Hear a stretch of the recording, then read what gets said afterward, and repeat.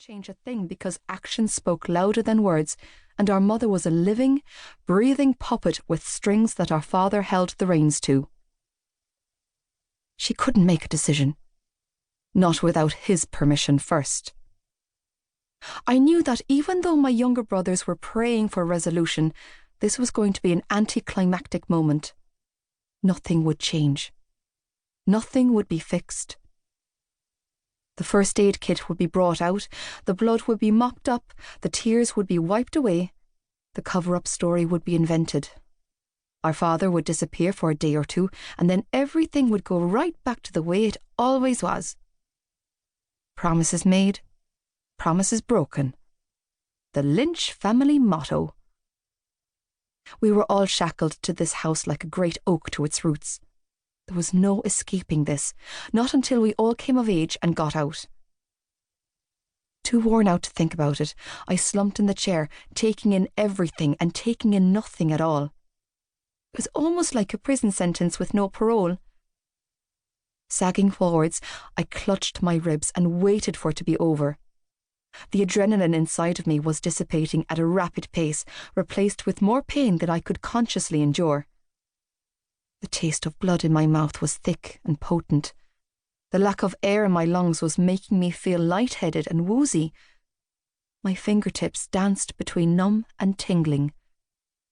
Everything hurt, and I was done. I was so completely done with the pain and the bullshit. I didn't want this life I'd been born into.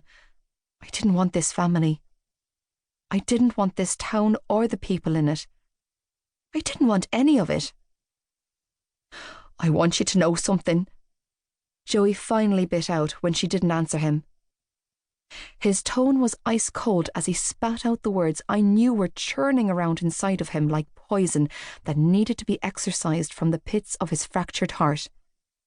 I knew because I felt the same way.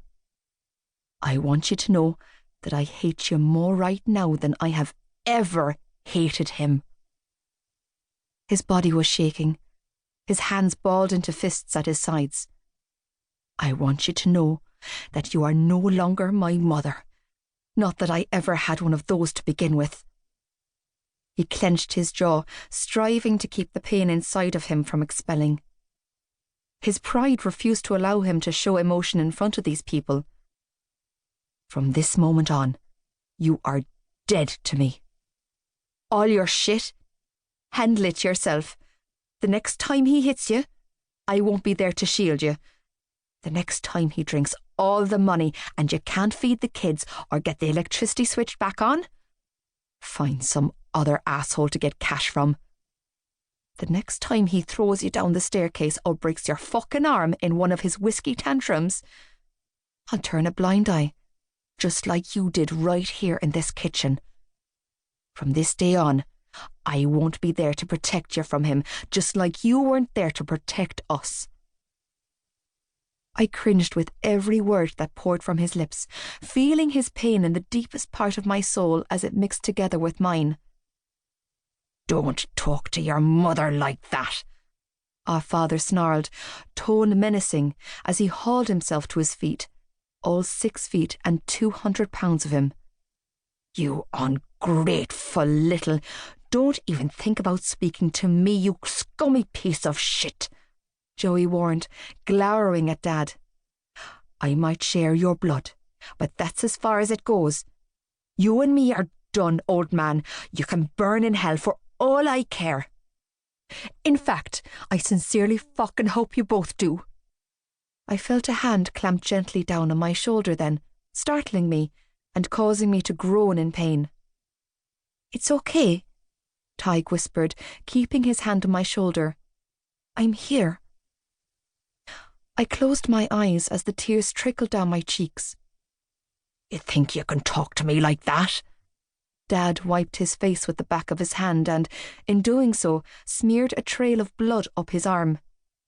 You need to settle the fuck down, boy. You're calling me boy? Joey threw his head back and laughed humorously. Me? The one who's been raising your fucking kids for most of my life? The one who's been cleaning up both of your messes, taking care of both your...